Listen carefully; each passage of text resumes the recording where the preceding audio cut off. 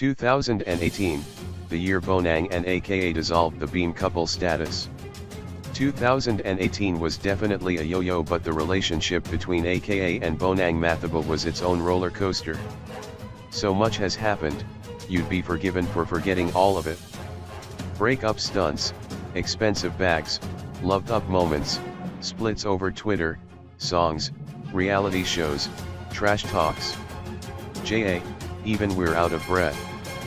So, here's a recap of what happened to the Beam couple in 2018. AKA announced the split, but Twitter called BS. AKA said he would never reveal details. AKA speaks about how he wronged Zinal. B talks about dealing with a split.